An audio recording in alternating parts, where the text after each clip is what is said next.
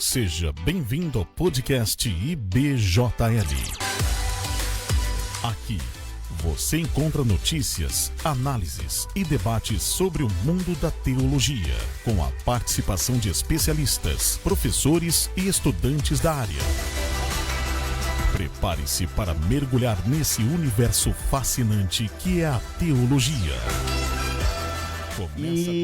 Apenas para que os nossos convidados, que talvez ainda não conheçam o professor Heleno Pedroso, ele é bacharel em teologia pela FAETAD, MBA em liderança e coaching para gestão de pessoas pela Unopar, professor titular de teologia do IBJL, mas também, se eu não estou enganado, o irmão foi professor dentro do Núcleo 63 da ETAD. Né?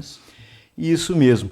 Autor prolífico, escreveu, entre outras obras, Homem de Valor e Mentes Encarceradas, e eu sei que já está aí em fase de produção de literatura para o curso, como angelologia, caristologia e o que mais o Senhor lhe mandar. Amém. Então, eu fico feliz de estar aqui nessa noite com os nossos amigos, com os nossos irmãos, para esse assunto que vai ser tratado nessa noite. Bruno, você é bem-vindo. Obrigado. Heleno, você está bem-vindo nesse programa. E o assunto dessa noite é trinitarianismo, a doutrina da Trindade Divina. E dentro desse arcabouço também nós vamos tratar de outras questões que dizem respeito a essa doutrina tão instigante, tão envolvente e tão necessária de ser apreendida dentro do nosso contexto, o contexto evangélico pentecostal. Meu querido Heleno, eu já quero abrir, então, para você, para apresentar o que é a doutrina da Trindade e discorrer conforme o programa aí permitir. Amém. Muito obrigado, irmão Nelson. É uma alegria poder estar retornando aqui aos estúdios da nossa querida AD Caxias e nessa oportunidade no nosso querido podcast IBJL. É uma honra ter ao meu lado aqui o nosso aluno destacado, Bruno, para participar dessa programação desta noite, e também uma alegria estarmos aqui com o nosso irmão Eliezer, que está nos auxiliando na técnica, ali, na técnica, junto com o nosso amado ali, ajudando para que a gente possa chegar, Mateus, obrigado, com perfeição aí aos nossos irmãos. Então, a doutrina da Trindade. O que é isso, Helena? Essa doutrina tão basilar da nossa fé é uma doutrina que a gente encontra exarada na Bíblia Sagrada. Mas, por exemplo, primeira epístola de João, capítulo 5, verso 7, nos diz: porque três são os que testificam no céu: o Pai, a Palavra, Logos Divino, e o Espírito. E estes três... Acabou. Amém. Isso faz parte da questão técnica aqui. Então, ao vivo falhou, é assim. Ao vivo é assim. Falhou um, nós já temos o outro aqui de reserva. Para mas substituir. Pode prosseguir. Meu. Ok, eu vou só retornar aqui a leitura do versículo. Porque três são os que testificam no céu: o Pai, a Palavra, o Logos Divino e o Espírito Santo. E estes três são um. Então, essa doutrina da Trindade, nós entendemos, e isso já está lá na nossa declaração de fé das Assembleias de Deus, página 39, cremos, professamos e ensinamos o monoteísmo bíblico, que Deus é uno em essência ou substância, indivisível em natureza e que subsiste em três pessoas: o Pai, o Filho e o Espírito Santo, iguais em poder, glória e majestade e distintas em função, manifestação e aspecto. Ou seja, nós cremos num único Deus. Este é um princípio inegável, inalienável, inegociável. Deus é único, nós somos monoteístas, porém, O Deus que a Bíblia nos revela, ele se manifesta, subsiste em 3 pessoas distintas. Eu sei que essa é uma doutrina que para muitos causa desconforto.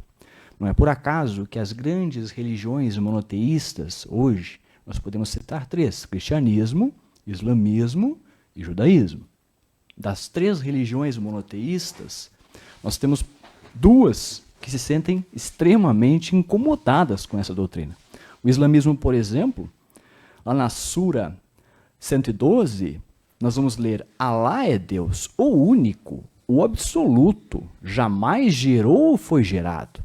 Na Sura 19:35 é dito: é inadmissível que Alá tenha tido um filho, glorificado seja. Então veja que o islamismo não aceita a doutrina da Trindade. O judaísmo também, embora aceite a Bíblia Sagrada, o Antigo Testamento, como palavra inspirada por Deus, reluta em atender e entender, compreender Eles gostavam de essa doutrina exarada já desde o Antigo Testamento. Os judeus sabem declarar de cor o Shema judaico, Deuteronômio 6:4. Ouve, Israel, o Senhor nosso Deus é o único Senhor. Mesmo que ignore que a palavra Senhor, que na nossa Bíblia Almeida, Revista Corrigida, edição 95, vem com toda em caixa alta, né? Por quê? Porque é uma referência ao nome sagrado de Deus, Yahvé, que estaria ali no original hebraico. Quando neste trecho de Deuteronômio 6:4 aparece este termo, Yahvé, a referência ali é a Trindade, é a pluralidade da divindade. Então, e não é só nesse texto, né? Em tantos outros textos, a partir de Gênesis 1:1, a gente vê a Trindade presente. Deus é singular, né? Mas o verbo está no plural. No livro de Gênesis isso acontece diversas vezes. Então, o Antigo Testamento bíblico tem diversas evidências. Mesmo assim, o judaísmo resiste em aceitar a doutrina trinitária. Mas, até dentro do cristianismo, nós temos grupos sectários e seitas que também resistem em aceitar essa doutrina tão fundamental que é a doutrina da Trindade. E tu sabe, Heleno e Bruno, que agora enquanto tu discorria explicando essa doutrina, é interessante porque o judeu, essa resistência, a gente percebe mais quando estudamos a palavra de Deus, que ela vem do pós-exílio, né? Aquilo fica muito acentuado. Mas, ok, então já entendemos o que é a doutrina da Trindade. Agora, eu gostaria de perguntar, Heleno, por que é que esta doutrina, a doutrina de um Deus trino, ela é tão importante, tão significativa para nós cristãos? Certo. Em primeiro lugar, porque esta é a revelação pura de Deus que emana das Sagradas Escrituras. E revelação de Deus, a gente se abraça por fé. Mistério bíblico, por natureza, por essência, a gente abraça por fé, não por racionalidade. É óbvio que essa doutrina trinitária, ela não cabe na nossa limitada capacidade cognitiva. Nós não conseguimos alcançá-la na sua profundidade e dissecar Deus a ponto de compreender por completo a plenitude, a profundidade dessa doutrina. Nós precisamos aceitar alguns aspectos por fé, porque isso é mistério. Aliás, sempre que há uma tentativa de racionalizar o mistério bíblico, os mistérios da doutrina bíblica, a gente necessariamente acaba caindo pelo caminho da racionalização, da construção de uma nova heresia. Exatamente. Isso fica bem evidente. Isso desde os tempos lá do primeiro século, no início do segundo século, nós já vimos isso com o gnosticismo. Aliás, eu pedi para o Eliezer rodar para nós um pequeno vídeo que vai nos esclarecer um pouco, em poucas palavras, o que foi o gnosticismo. Perfeito. Muito oportuno. Filosofias de todos esses lugares distantes que buscavam explicar o mundo místico e espiritual. Eles então combinaram elementos dessas diferentes crenças religiosas. O resultado dessa combinação foi uma visão de mundo chamada dualismo. Dualismo traça uma distinção firme entre o reino espiritual do divino, que é bom, e o reino físico material, que é mal. E alguns dualistas argumentaram que não havia como um ser divino e perfeito criar um reino físico maligno. Mesmo o mínimo contato com o reino físico mancharia sua perfeição. Em vez disso, eles concluíram que Deus deve ter criado alguns governantes e autoridades espirituais de nível inferior, como os anjos e semideuses, que se colocaram entre ele e o reino físico. Esses espíritos estavam distantes o suficiente da pureza do divino para que pudessem criar este reino físico maligno.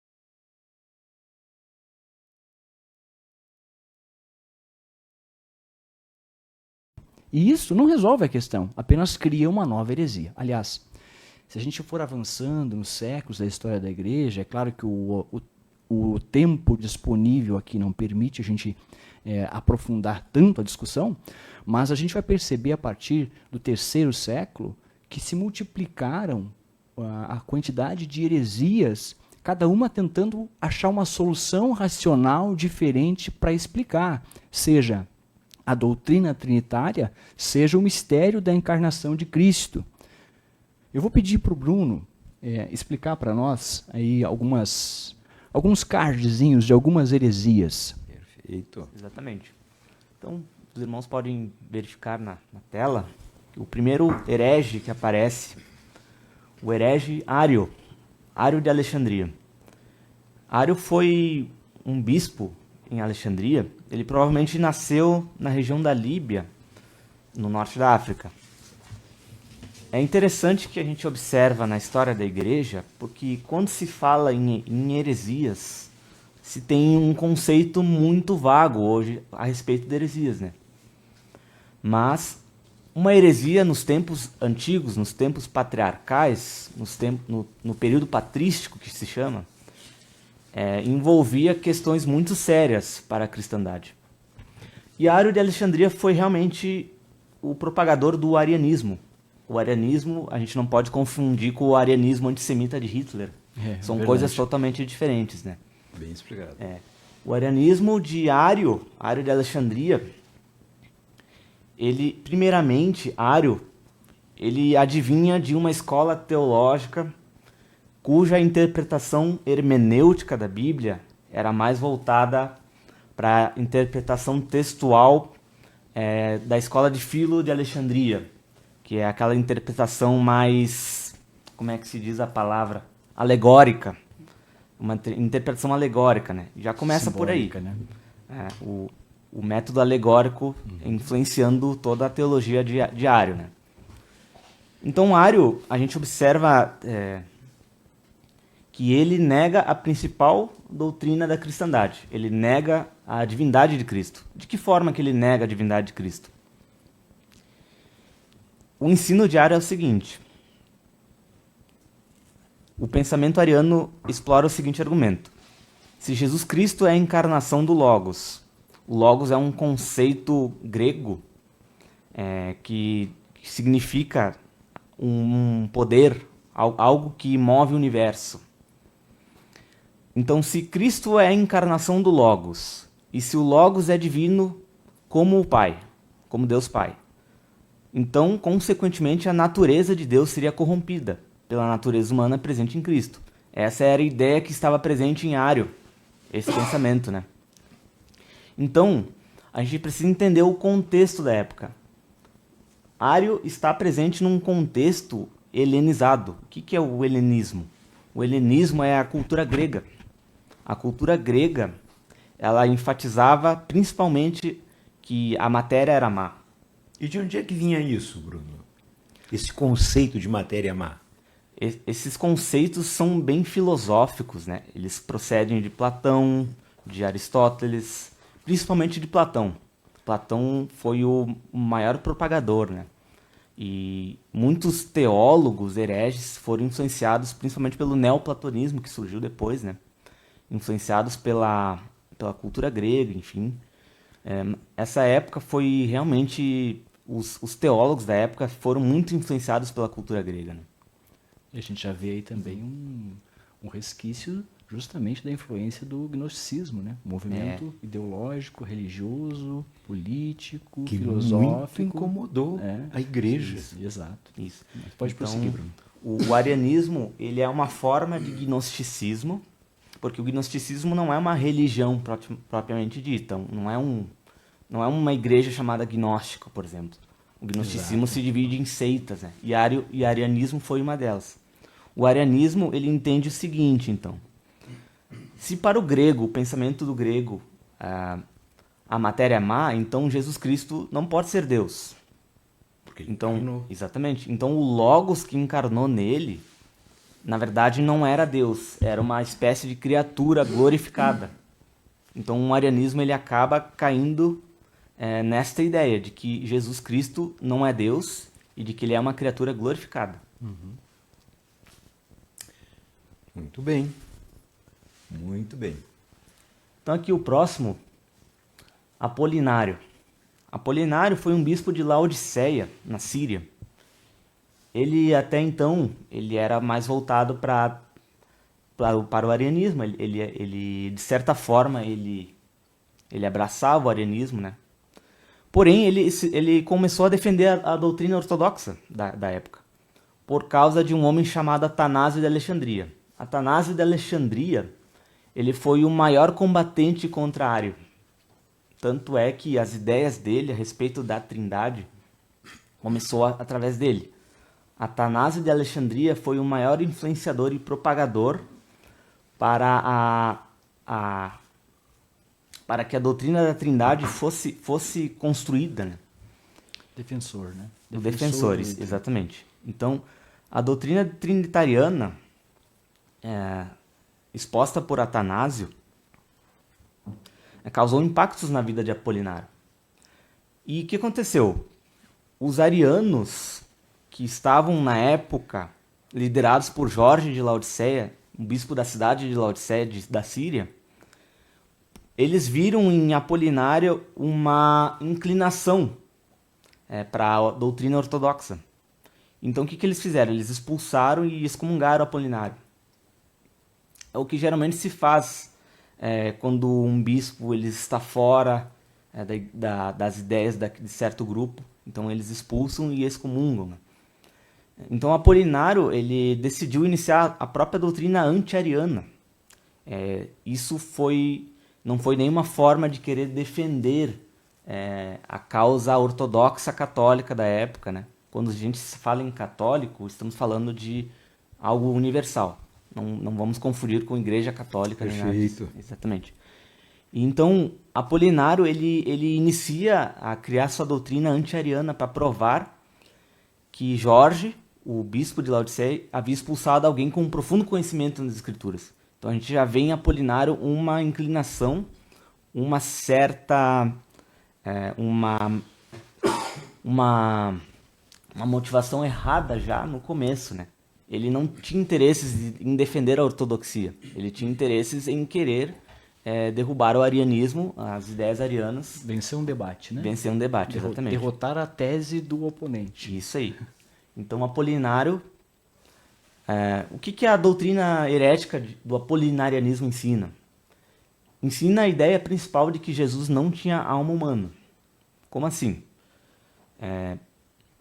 Apolinário ele começou a desenvolver sua doutrina anti-ariana, mas movido pela ânsia de querer combater os seus opositores, ele acabou enfatizando muito a questão divina. Ele acabou enfatizando e negou a existência da alma humana racional presente em Cristo. E o que isso acaba acontecendo? Apolinário nega a existência da alma humana racional na natureza humana de Cristo. sendo essa substituída pelo Logos. Então, dessa forma, Apolinário considera como o corpo de Cristo fosse apenas uma forma espiritualizada.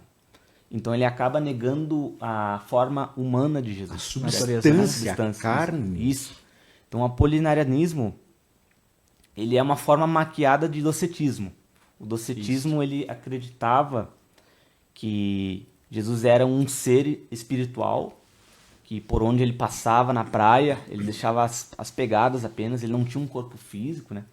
Então, o apolinarianismo, ele acaba caindo no docetismo, de certa forma. Era uma espécie de holograma, fantasma, qualquer coisa, né? Mas não era uma carne humana. Tem um termo que é muito usado, emanação, Isso. para justificar esse tipo de fenômeno. Então, o apolinarianismo seria isso aí. É uma forma mascarada de docetismo, né? Então, nós temos agora Nestório. Nestório de Antioquia, ele foi um teólogo antioqueno, influenciado por Teodoro de Moptuésia. Teodoro de Moptuésia também tinha influências bastante gnósticas na sua teologia.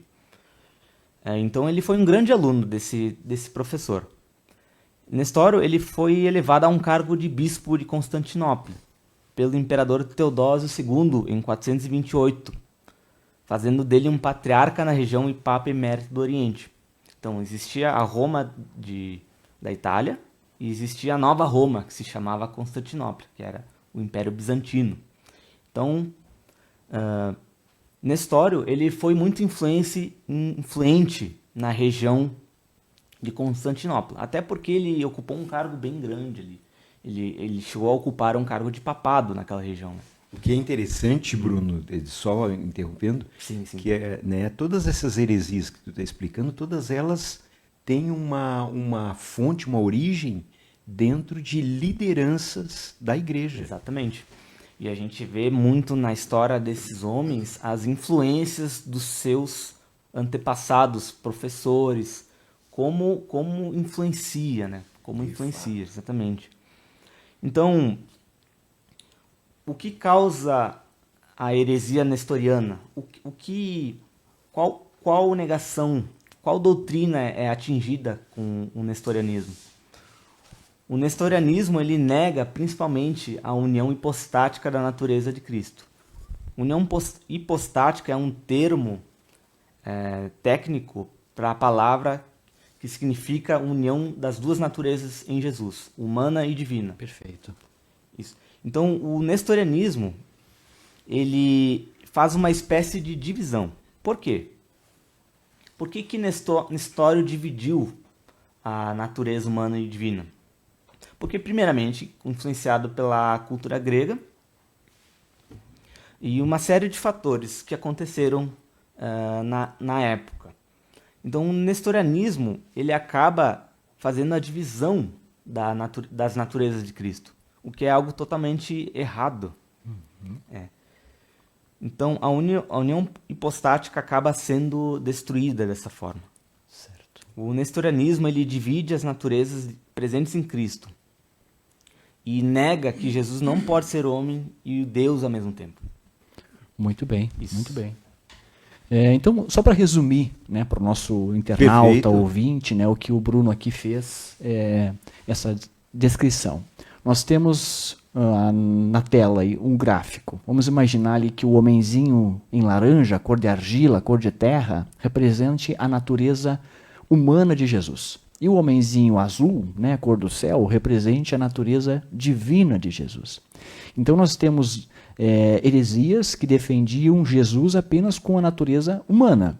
Né? Exemplo, o arianismo, que o Bruno citou, o ebionismo também seria um exemplo. E temos outras heresias que defendiam apenas a natureza divina de Jesus. Então seria o exemplo citado pelo Bruno, o apolinarianismo, docetismo, marcionismo e outras. E ainda tem outro tipo de heresia que reconhece que Jesus tinha as duas naturezas, Deus e homem, mas, porém, não reconhece a união hipostática delas. Nestorianismo foi o exemplo citado, mas também tem o seriantianismo. Serinto, por exemplo, dizia que o Cristo habitou em Jesus, né? Ou seja, eram duas naturezas distintas, mas não havia essa união hipostática. Na hora da cruz... Ele fugiu antes, né? mesmo. Fugiu antes de morrer, né? Então veja o absurdo desse tipo de heresia, né? E, claro, ainda nem temos tempo para abordar outras, né? Mas poderíamos citar, por exemplo, o monotelismo ou monofisismo, que reconhecia as duas naturezas, porém dizia que Jesus tinha uma vontade única, né? Então confundia realmente essa união hipostática da natureza de Cristo. E o que é que nós cremos e defendemos? Nós defendemos a doutrina ortodoxa. O que ela defende? O que a Bíblia nos ensina? É o que nós temos no gráfico, então. Deus é trino e uno. Jesus Cristo, na encarnação, possuía duas naturezas, Deus e homem. Naturezas distintas, vontades distintas, porém, a mesma pessoa. Este é o resumo da doutrina ortodoxa. E é nisso que nós cremos. Amém. Muito bem. Pois bem, diante da explicação muito boa, Bruno, dessas questões de heresias, a pergunta, heresias modernas, ou melhor, vamos reformular a pergunta. Essas heresias que estavam lá no nascedouro da igreja, elas sobreviveram ao tempo? Sim, sem dúvida. Essas heresias nós vemos diversos movimentos hoje que absorvem, defendem pensamentos heréticos e ainda, pior do que isso, muitas vezes vemos mesclados no nosso meio, né, materiais, louvores, literaturas, que na verdade estão defendendo um pensamento herético e que muitas vezes por ignorância até do povo cristão não se percebe isso. Perfeito. Heleno, qual dessas heresias, então, modernas, né, as heresias que nós temos hoje aí, qual é a mais perigosa para o cristão? Certo. Desculpa, não apenas para o cristão, para a nossa fé ortodoxa. Certo, certo. Bom, heresias perigosas todas são, né? Porque todas as heresias são um desvio da fé ortodoxa, são um desvio da fé verdadeira. Mas se nós pudermos eleger uma que tem causado muito impacto, seria justamente o modalismo, que nós vimos representado já no século III da igreja, né, na pessoa de Sabélio, o sabelianismo. Não vou aqui ter toda a habilidade do Bruno aqui, né, para explicar os cards das heresias, mas vamos em resumo. Era um teólogo líbio que negou a pluralidade de pessoas na divindade. A ideia de Sabélio era simples. Ele tentou resolver o problema das três pessoas na Trindade de uma forma racional, admitindo o seguinte: só existe um Deus, então é um Deus só, é uma pessoa só. Essa história de Pai, Filho, Espírito Santo são papéis que este mesmo Deus assume. Então, ora ele era Pai, ora ele era Filho, ora ele era Espírito Santo. Eles são modos distintos da mesma pessoa se manifestar. Então, o problema de Sabélio era justamente não reconhecer a pessoalidade dentro da divindade. A pluralidade de pessoas que existe e a Bíblia revela dentro da Trindade. Ora, essa doutrina, como disse, ela pode parecer desconfortável, mas é bíblica. É a revelação que a Bíblia nos passa. Ele tentou, então, dessa forma, racionalizar. E este pensamento modalista, ele persiste, podemos dizer assim, de uma forma resistente, inclusive nos nossos dias. Ele é um pensamento ardiloso. Por quê? Porque ele tem uma aparência de ortodoxia. Muitas vezes ele aparenta ser algo correto, aparenta estar falando correto, mas na verdade é um pensamento modalista, é uma doutrina modalista.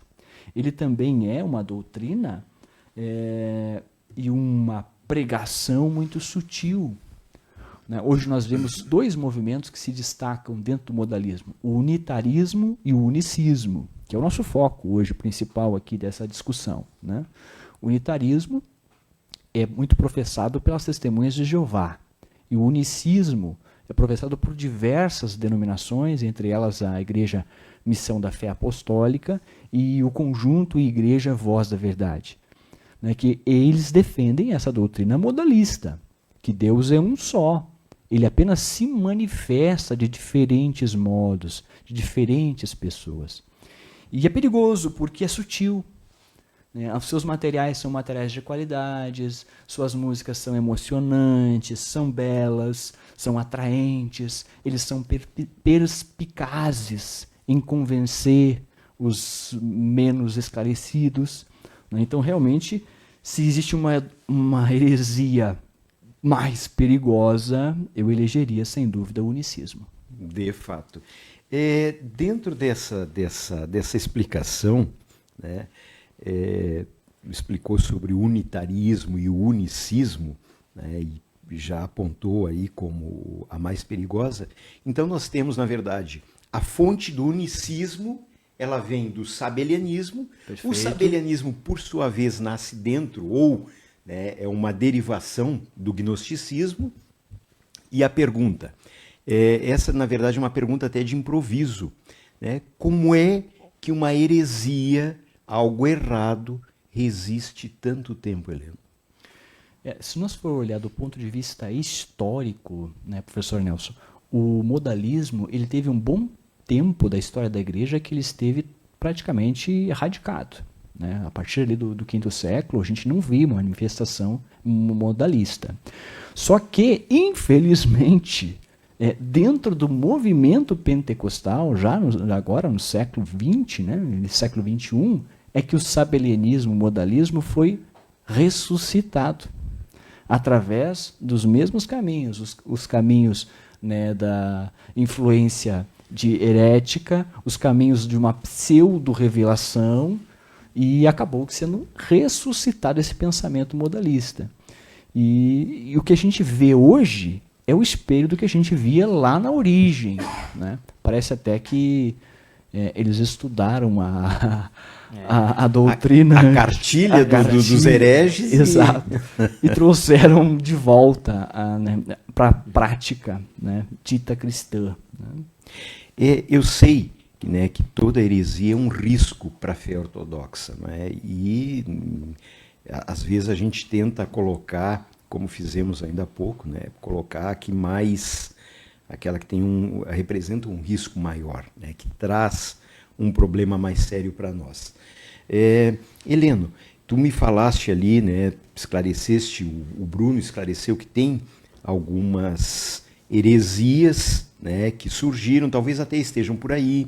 Né? O unicismo é a mais problemática.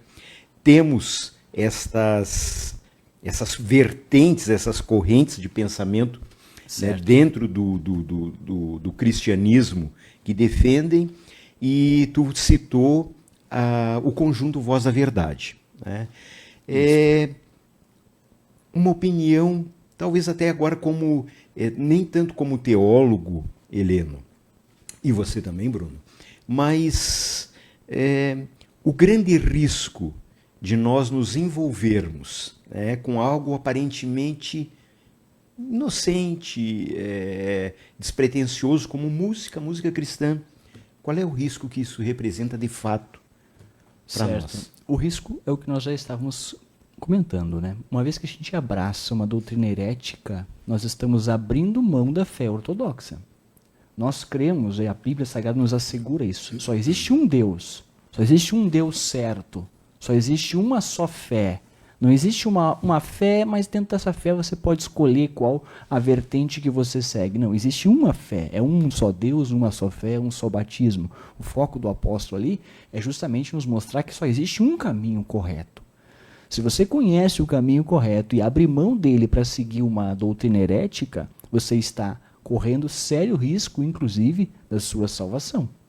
Porque você está abrindo mão daquilo que você sabe que é a verdade. Exatamente. Infelizmente, no nosso meio hoje, irmão Nelson, a gente vê que há bastante ingenuidade.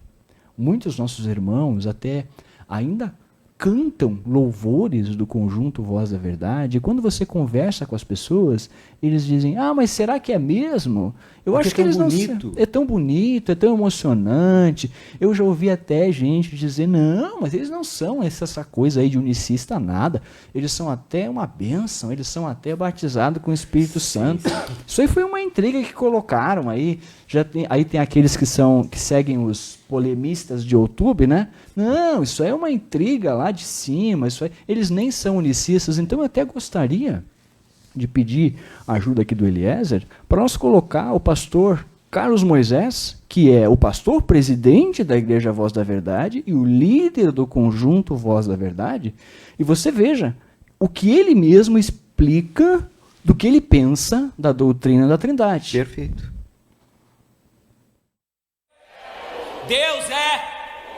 Deus é um, único, é um, acabou, não são três, não tem três personalidades, não são pessoas distintas, irmão. Imagina uma trindade, um velhinho, Jesus lá mais moço, uma pomba, Espírito Santo. Dá licença, isso é catolicismo romano, isso é Roma que inventou, gente, e vocês engoliram. Deus é um. Aleluia!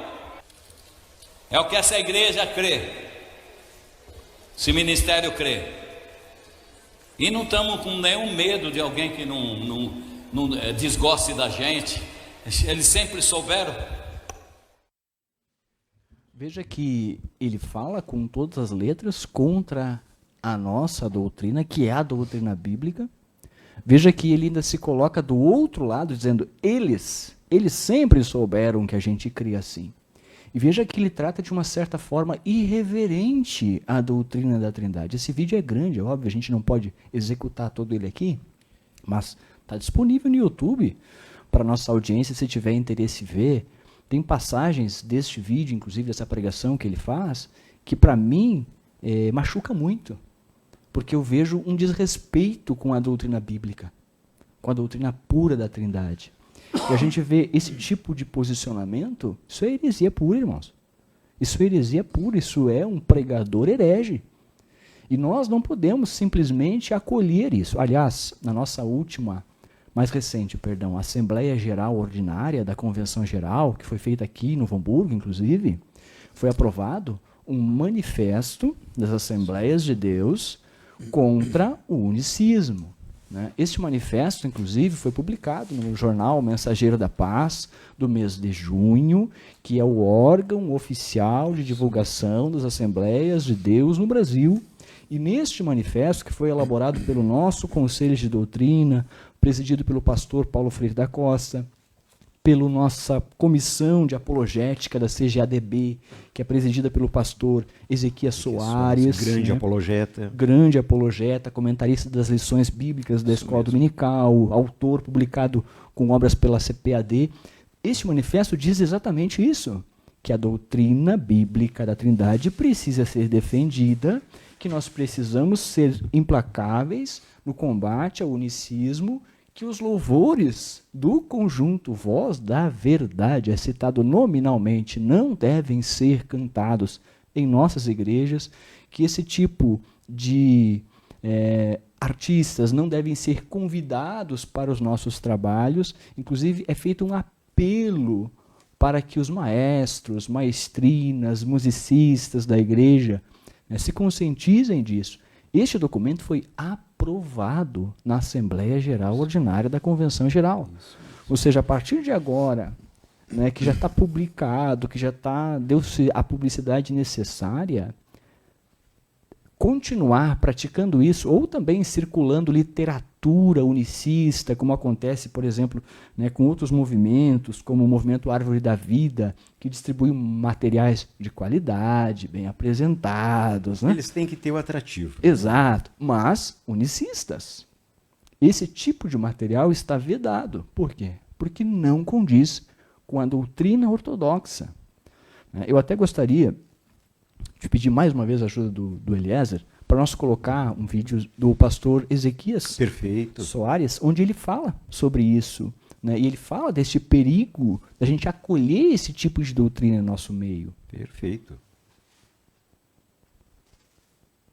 As testemunhas de Jeová separam a substância. Falam que Jesus é um Deus de segunda categoria, um Deus de outra natureza, de outra essência, de outra substância. Então, testemunhas de Jeová separam a substância. E os unicistas, como já dissemos, a Voz da Verdade, o Tabernáculo da Fé e outros unicistas que existem por aí, o que elas fazem? Confundem as pessoas, falam que o Pai é Filho e o Filho é Pai. E na verdade Jesus disse, está escrito na vossa lei que o testemunho de 2 homens é verdadeiro. Eu sou o que testifico de mim mesmo e de mim também testifico o meu Pai que me enviou. Então ele está mostrando que ele é uma pessoa e o Pai é outra. Embora seja o mesmo Deus, porque ele disse, eu e o Pai somos um só Deus, mas não uma só pessoa. Então a heresia unicista e a heresia unitarista levam a uma condenação.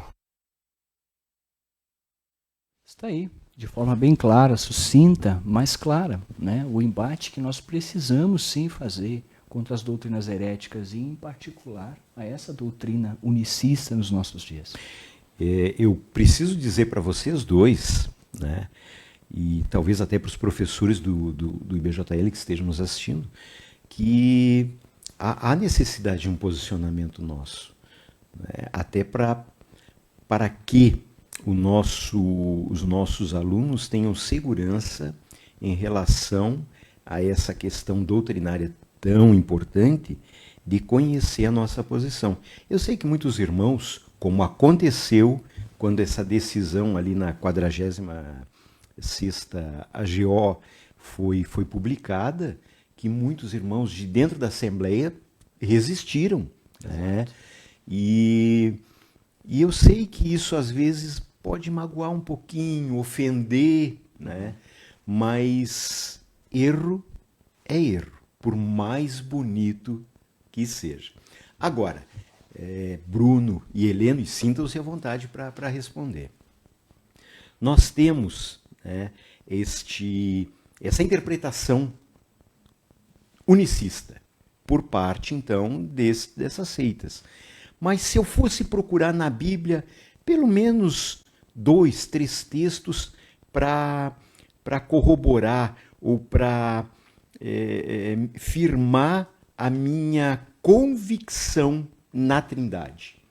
Perfeito. Essa é a melhor pergunta da noite, né? Agora focamos na Bíblia Inclusive, Sagrada, eu até né? vou dizer para vocês que eu já abandonei aqui o roteiro, é o seguinte, nós, com a permissão aqui do Laírton, do Eliezer, a gente vai avançar um pouquinho mais no horário, porque eu acho que é um assunto instigante, é um assunto que não vamos esgotar nessa noite, mas se nós pudermos aprofundar um pouco mais, isso é benéfico.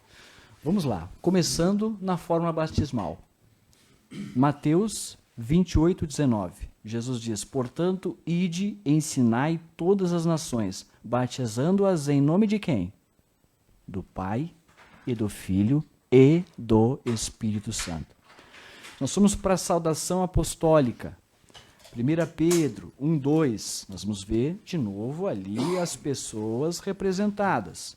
1 Pedro 1:2, eleitos segundo a presciência de Deus Pai, em santificação do Espírito, para a obediência e aspersão do sangue de Jesus Cristo. Graça e paz vos sejam multiplicadas.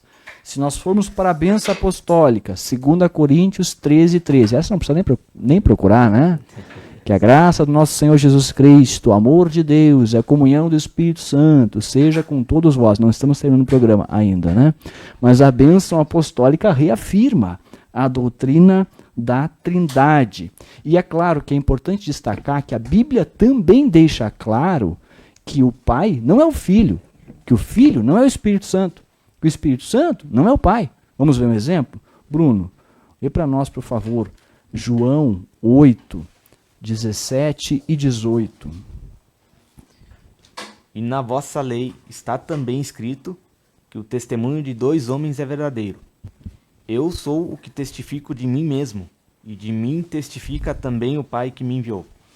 Veja, reconhecer que há 2 pessoas aí é uma questão de honestidade intelectual. Não é nenhuma questão de Realmente. fé.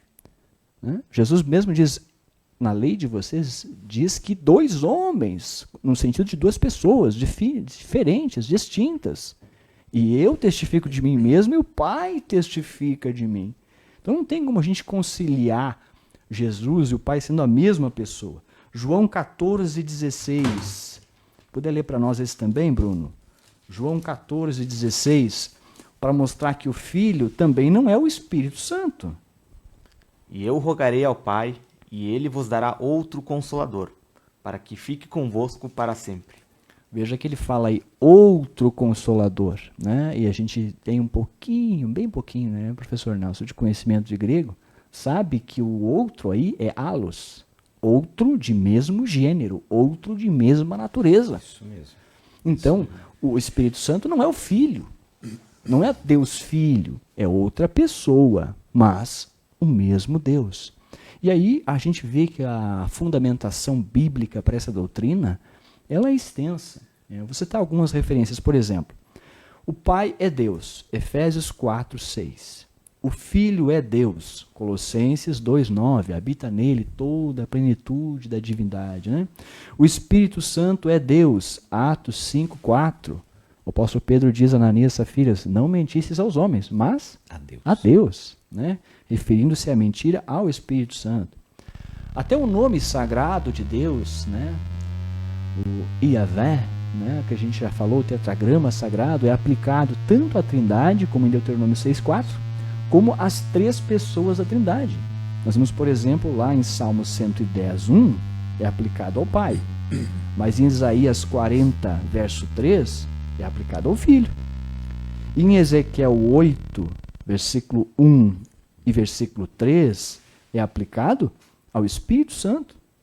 Então, essa fundamentação bíblica da doutrina, ela é profunda. Desde o Antigo Testamento até muito mais claro dentro do Novo Testamento. Exato. Tem uma passagem, tem um versículo dentro do Novo Testamento, que é em João 17:1, que é a oração sacerdotal do Senhor, que ele diz, né? Pai, é chegada a hora, então ele está conversando com alguém, ou ele está direcionando uma petição para alguém que não é ele mesmo. Exato. Não faria muito sentido eu falar comigo mesmo e me dirigir aleatoriamente para...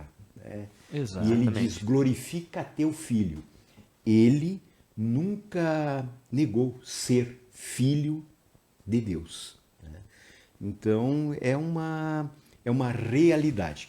Agora, se existe essa dificuldade com relação a esta eu vou usar essa expressão, a essa tricotomia dentro da divindade, nós também, se formos abraçar a doutrina unicista, nós vamos ter que negar a tríplice composição do ser humano. Porque a Bíblia diz que o ser humano é constituído de um espírito, uma alma e um corpo. Né? Talvez, né, me corrija se estiver errado, Heleno, resida aí uma parte daquela semelhança com a qual o ser humano foi criado lá em Gênesis. Porque Exato. Fica muito difícil de você negar a trindade de Deus, as três pessoas da trindade, na divindade, e defender que há uma tríplice constituição em nós. Agora, não me pergunte como é o Nelson espírito, o Nelson alma, né, e o Nelson corpo. Eu sou uma unidade, embora entenda essa tríplice composição. Perfeito. Há um argumento, inclusive, que os gnosticistas utilizam muito, né, o argumento do modalismo, né, da função, que dizem o seguinte, eu vou pegar o meu exemplo. Né? Eu sou o Heleno, professor do BJL aqui, mas lá em casa eu sou o Heleno, pai da Rebeca e da Thalia. E lá no meu serviço eu sou o Heleno, engenheiro civil da Caixa. Então são três funções, mas eu sou a mesma pessoa.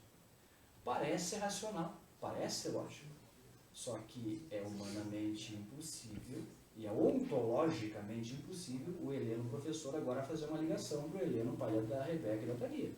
Isso é impossível. Perfeito. São funções. Agora, distinto é pessoa. Você olha para o batismo de Jesus. Jesus está saindo da água. Ouve-se uma voz vinda do céu, dizendo: este é meu filho amado, em quem eu tenho prazer. Perfeito. E o Espírito Santo vem e pousa sobre ele como uma pomba. Isto está no Evangelho. Apesar do vídeo, né, do pastor ser um pouquinho desdenhoso ali, desrespeitoso, né, com relação à pessoa do Espírito Santo, mas é o que está no Evangelho. Não é uma construção mitológica para justificar essa doutrina. Ela está exarada ali. Mateus registra, Marcos registra. Então não tem o que negar. Você pode ler e pode ignorar, mas você não pode dizer que não está ali. Exato. Da mesma maneira, né, professor Nelson, a questão da encarnação de Cristo está na Bíblia, né? Se a gente não consegue compreendê-la perfeitamente, completamente, isso deriva da nossa própria incapacidade cognitiva de compreender os mistérios espirituais com toda a profundidade. Mas enxergar a revelação bíblica, isso nós temos condições de fazer. Porque Deus nos deu essa capacidade. Ele, sabendo que nós não poderíamos subir ao nível dele, ele desceu ao nosso nível de forma a se revelar. Esse é o mistério da revelação, né? Deus se revela em linguagem compreensível para nós, cognoscível para nós, para que a gente possa compreender. Nós vemos Jesus como homem dizendo: tenho sede. E como Deus dizendo: eu sou a água da vida. Né? Tenho a fonte da água da vida. Quem beber de mim não vai ter sede. Nunca mais terá ele sede. Teve sede, mas... Teve sede como homem. Né? Exatamente. Como homem, ele diz: sente fome? Ele sente fome. Tanto que foi tentado no deserto por causa da necessidade física. Mas como Deus, ele diz: eu sou o pão da vida. Né? O pão que desceu do céu. Como homem, ele diz: Pai, perdoa-lhes. Eles nem sabem o que fazem. Mas como Deus, ele diz: perdoados, te são os teus pecados. Então, está ali, a doutrina está ali, exarada na Bíblia. A gente aceita por fé, porque é assim que tem que ser. Isso mesmo. Agora, o Bruno, né, na explicação ali de algumas heresias que nós vimos ali, aquelas 3 que ele botou em destaque, ele linkou uma causa em comum delas, né, que é o gnosticismo. E o gnosticismo a partir de interpretações ou conceitos filosóficos. Então, vamos pensar assim, todas essas seitas, elas nascem dentro de um conceito, de um pensamento talvez tentando justificar, ou tentando dar uma interpretação, como tu mesmo disseste, lógica, né, racional para aquilo que realmente era uma dificuldade de interpretação, de hermenêutica talvez. Nós ainda vemos isso acontecendo hoje, não apenas nessas seitas, mas essa tentativa esse esforço humano para tentar explicar a Bíblia a partir do entendimento, do intelecto, do racional. Sim, vemos muito. Principalmente hoje no nosso meio, a gente observa, nas palavras, a gente observa em escritos de autores renomados, de youtubers, essa tentativa de se explicar a Bíblia, principalmente em questões doutrinárias que a Bíblia não revela totalmente. Existe uma norma hermenêutica que a gente aprende aqui no curso do IBJL, que o princípio básico da interpretação bíblica, a Bíblia interpreta a própria Bíblia. Amém. Não podemos fugir disso, né? Então, aquilo que a Bíblia não esclarece com clareza, nós não podemos correr o perigo de sair do trilho, porque o caminho é esse aqui. Se nós andarmos por outro caminho, nós podemos se perder. Então, hoje em nosso meio existe sim grandes teólogos que se dizem mestres, que muitas vezes usam métodos de interpretações racionais, né? Por exemplo, se você interpretar a doutrina da Trindade racionalmente, olha os riscos que você vai ter. Né? Você vai negar a Trindade, você vai negar, você está comprometendo praticamente duas doutrinas basilares da fé, que é a Trindade e a salvação. Porque se você nega a Trindade, você nega praticamente a salvação. Então, explicar esses conceitos teológicos que a gente entende pela fé é um perigo muito grande e são erros que já aconteceram no passado. E se nós observarmos a história da igreja, nós podemos ver isso como um exemplo para nós não cairmos nesse mesmo erro. Muito bem colocado. Inclusive, essa tua citação, né, dessa regra hermenêutica, que é a primeira, a Bíblia interpreta a própria Bíblia, me parece que é o que falta, Bruno, em relação a estes artífices de heresias, né, os construtores de heresia. Exatamente. Porque sempre esse esforço humano, ele parte de um entendimento pessoal a respeito de determinado ensino, né? Determinada palavra, um texto que às vezes para justificar é isolado do contexto maior e se foca ali para construir então todo esse raciocínio. Aí você mencionou a questão dos youtubers, né? Como se vê hoje proliferar, né, nas redes sociais teólogos. Eu entendo que existam bons teólogos com formação suficiente, conhecimento suficiente, mas como prolifera pessoas falando da Bíblia, e isso me preocupa, sem, me parece, o conhecimento suficiente. Exato. Até aproveitando a colocação que o Bruno fez aqui, né, talvez alguns dos nossos irmãos internautas estejam pensando, mas vocês estão sendo um pouco radicais nessa questão da Trindade, né? Porque o Bruno disse que isso pode comprometer a salvação. Só que ele disse isso com base na Bíblia. O que ele afirmou está baseado na Bíblia. Veja o que diz 1 João, capítulo 5, versículo 10. Quem crê no Filho de Deus, em si mesmo tem o testemunho. Quem em Deus não crê, mentiroso fez, porquanto não creu no testemunho que Deus de seu Filho deu. E o testemunho é esse, que Deus nos deu a vida eterna, e esta vida está em seu Filho. Quem tem o Filho tem a vida. Quem não tem o Filho de Deus não tem a vida.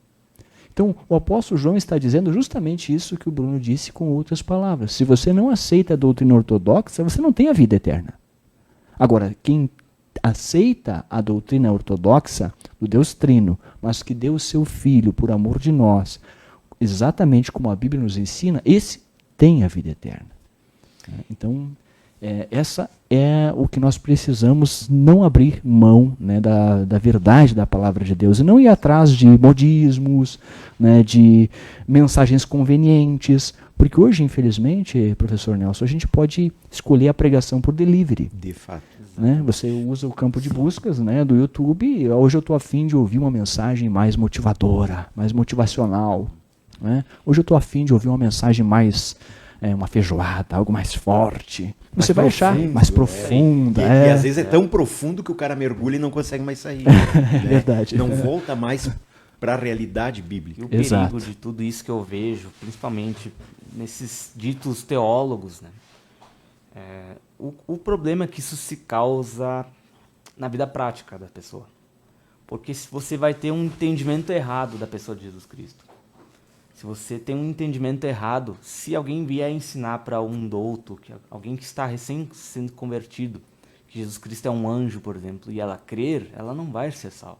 Exatamente. Então, exatamente. A doutrina bíblica ortodoxa, a doutrina reta, que é ensinada pela Assembleia de Deus... Que é o significado de ortodoxia, inclusive. É o significado, né? Exatamente. Ela deve frisar quem realmente é Jesus, de fato. Ele é Deus e homem. Isso deve ficar gravado na mente dos crentes. Porque hoje em dia, com a tendência de igrejas pretas, de igrejas emergentes, né, se tem aquela forma de culto a Deus mais experimentalista, mais sentimentalista. E por trás de tudo isso está as heresias arianas, está as heresias gnósticas. Todo esse pacote do gnosticismo está por trás disso. Isso é um perigo muito grande. Eu vejo isso na vida prática das pessoas. O que leva, por trás disso, o que leva as pessoas... aí tu observa, pessoas que não estão firmes teologicamente, não estão firmes com Deus. A pior coisa que existe para um crente é a insegurança da salvação. Isso, para mim, é a pior coisa. Incerteza, né? Um crente com dúvida, para mim, é... Então, eu tenho uma pergunta para vocês dois. Qualidade de professor, na qualidade de aluno. Não dá para ser os dois na qualidade de aluno? Ou então os três. Eu faço a pergunta que todo mundo quer fazer. É natural nós termos, por exemplo, né, dentro do IBJL, tenho aqui o aluno, tenho aqui um professor, né, é natural vir para dentro de um curso já trazendo algum nível, algum tipo de teologia, ainda que não muito construída, muito elaborada, mas é natural que isso ocorra. O camarada vem já com uma teologia própria. Eu diria que não apenas natural, professor Nelson, é inevitável. Porque, a grosso modo, todos nós somos teólogos. Todos nós temos uma palavra sobre Deus. Todos nós temos uma concepção sobre Deus. O que nós precisamos é justamente submeter aquilo que nós temos como revelação natural ao escrutínio das Sagradas Escrituras e aprofundar ela de acordo com a revelação que o próprio Deus forneceu de si mesmo. Então, sim, todos nós chegamos com uma teologia pré-concebida, das nossas experiências pregressas, dos nossos próprios raciocínios, mas a autoridade máxima, a única que é inerrante e é infalível, ainda é a palavra de Deus. Amém. E a ela que nós precisamos nos submeter. Aonde a Bíblia fala, o teólogo fala. Aonde a Bíblia não fala, o teólogo faz bem em permanecer em silêncio. Isso eu digo por experiência própria, né, como um aluno, né, que os conceitos que a gente tem antes de fazer um curso mudam totalmente, né, com o passar do tempo. Isso é uma realidade, né, realmente. A gente vem com uma perspectiva teológica já pré-formada. Isso no decorrer da vida, né.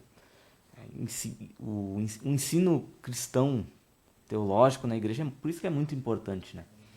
Porque isso forma cristãos mais fortes na fé, cristãos mais firmes contra ataques, né? Hoje se tem ataques de todos os lados, se levantam pessoas contra a igreja, principalmente na questão ideológica hoje. Hoje se fala muito sobre isso. Então, o crente que ele procura o conhecimento teológico, não como uma forma de se sobressaltar, de alguma espécie de orgulho humano. Perfeito. Mas uma forma de procurar entender o caminho que ela está seguindo, principalmente, né? Para depois poder observar ao redor dela. Então isso de fato acontece, né? Os alunos, principalmente, quando começam, já tem uma pré-formação, assim. Isso, às vezes, de forma simples, às vezes erram em questões básicas, né? Mas isso acontece geralmente, né? Tu observa, professor Heleno, amadurecimento em relação às questões da Bíblia. Por exemplo, nós estamos tratando aqui sobre trindade, né? Doutrina bíblica. E quando nós falamos doutrina, é um ensino que está exarado no Antigo Testamento, no Novo Testamento, logo é regra de fé, né?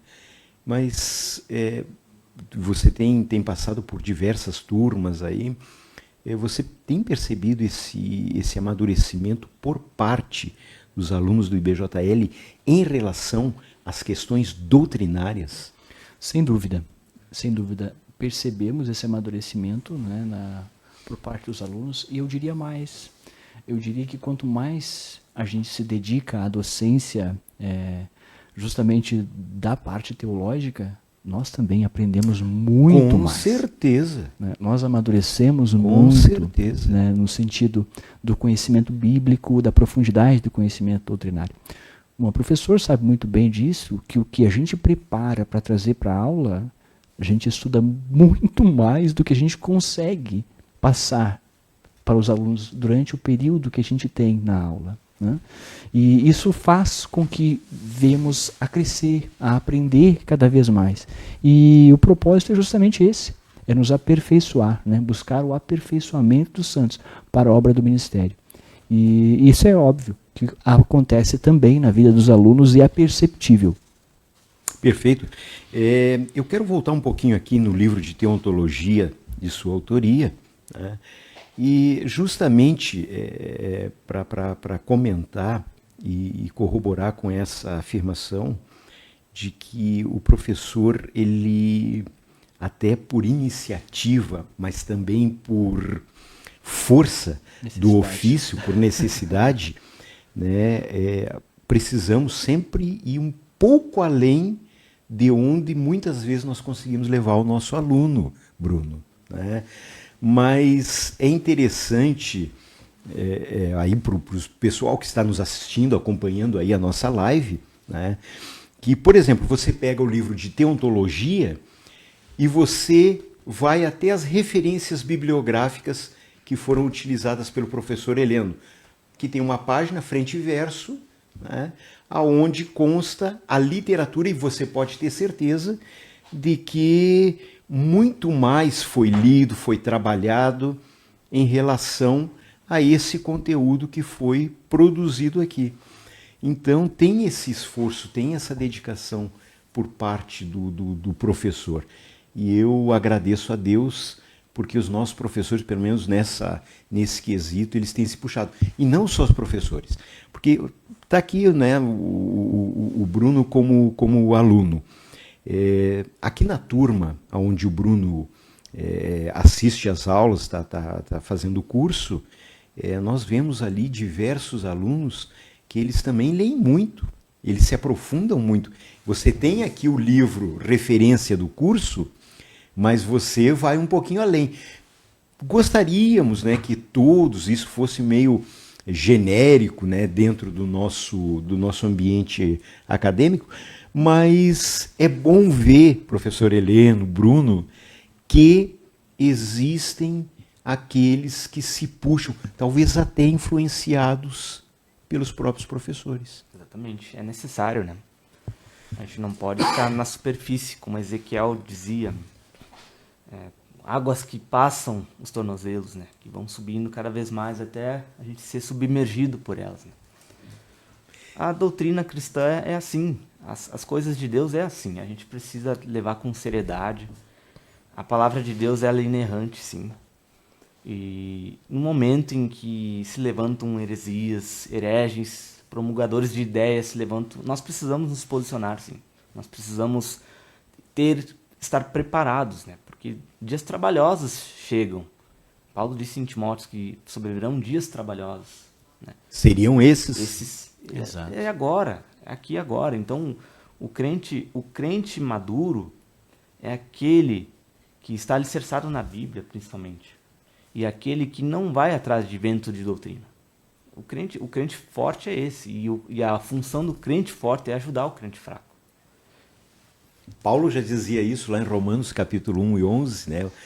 Escrevendo ali para Roma, ele queria estar com os irmãos para compartilhar algum dom, receber alguma coisa também. Faz parte. Nós avançamos aqui no horário, mas sempre com a permissão aqui do pessoal do estúdio, mas eu acho que nós já podemos agora, então, partir aqui para a finalização, não sem antes. Eu gostaria de ouvir as suas considerações finais a respeito disto, professor Heleno, que eu considero particularmente essa questão da Trindade, como foi colocado aqui pelo professor e pelo aluno, né, algo crucial para a nossa fé. É questão de salvação. Amém.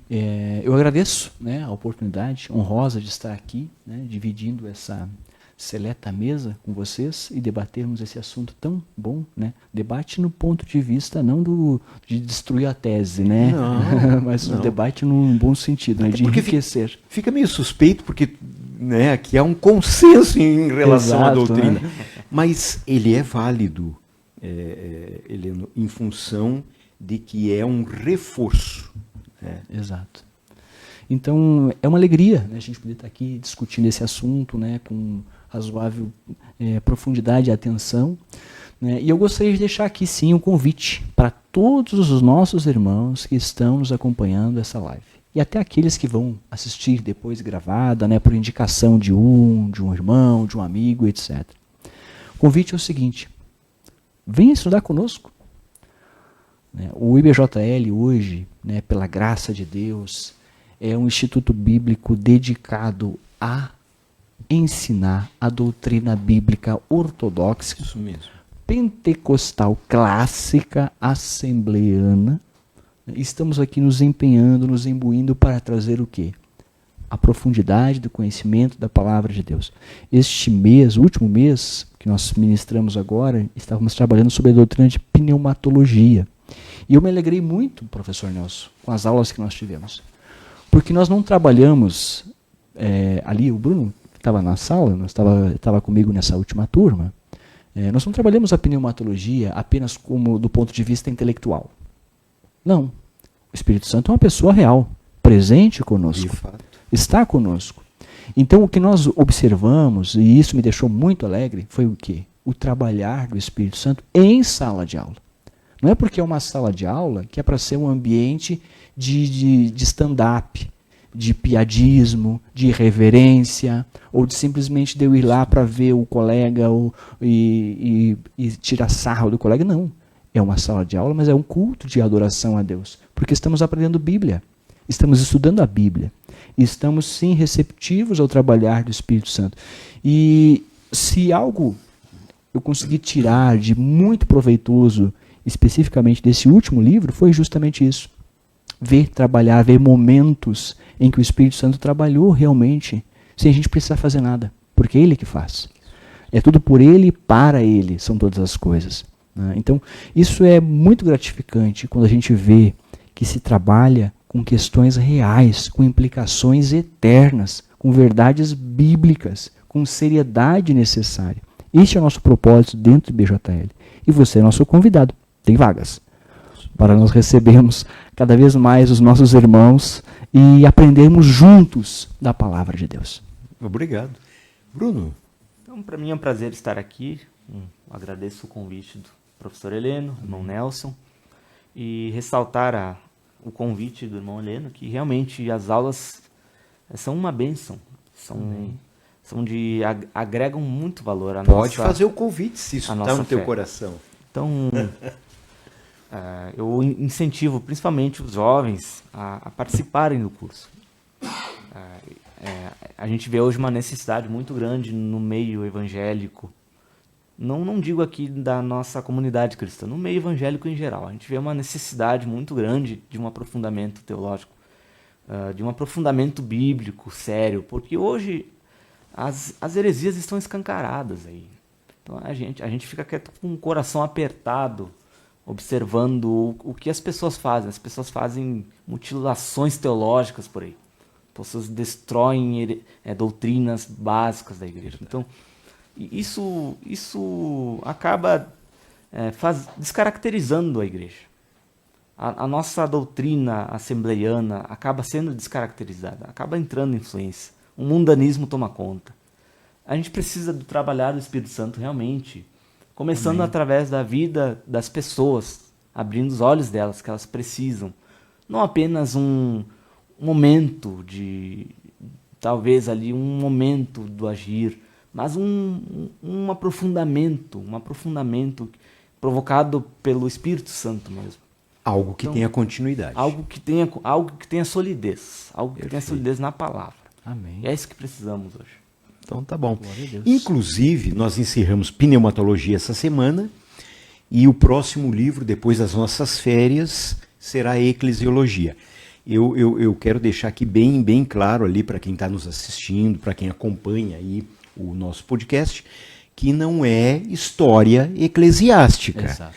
Na verdade, nós tivemos um pouco de história eclesiástica nesse podcast aqui, através dessas essas perturbações teológicas aí que historicamente tentaram se infiltrar dentro da igreja.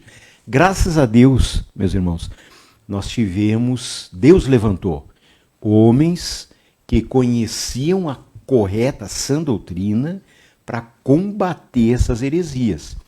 O fato de elas terem reaparecido ou, né, despontado agora nesses últimos tempos é perigoso e exige, novamente, homens compromissados com a palavra de Deus e dispostos a dar a cara a tapa. Me perdoe usar essa expressão, porque certamente eu já quero dizer para vocês dois, né, eu já estou ciente disso, que pode ser que nós tenhamos alguma resistência também, alguém discorde do que foi tratado aqui, mas se nos mostrarem, nos provarem pela Bíblia que estamos errados, amém. A Bíblia interpreta a própria Bíblia, foi o que o Bruno afirmou. Cremos assim. E o que nós temos é solidez, é confirmação suficiente para entender, aceitar e defendermos esta doutrina. Amém. Eu agradeço a presença de vocês dois, a disposição. Avançamos um pouco aqui, né, já pedindo aí desculpas para quem acompanhou a live. E nós tivemos aqui vários irmãos, vários alunos, inclusive professores, né, Glória a Deus, elogiando o tema. Inclusive, é que a gente não tem tempo para ficar interagindo aqui. Eu vou dar esse esclarecimento. A gente gostaria, mas não há tempo para interagir com quem participa, porque acaba que isso às vezes consome. Não é esse, né? Não é esse também, meu irmão. Então, e consome um tempo precioso aqui para o debate. Mas a participação registrada é muito É importante. muito importante. E aqui houve, né, algumas questões assim bem pontuais. Mas eu agradeço vocês que acompanharam aí o nosso podcast e convidar vocês. Sexta-feira que vem, o Fábio já vai estar de volta, vamos ter outro assunto aqui e continue conectado. E o convite foi feito pelo professor e foi feito aqui pelo nosso brilhante aluno, o Bruno, para que venham aprender teologia pentecostal dentro do IBJL. Amém. Amém. Deus abençoe vocês.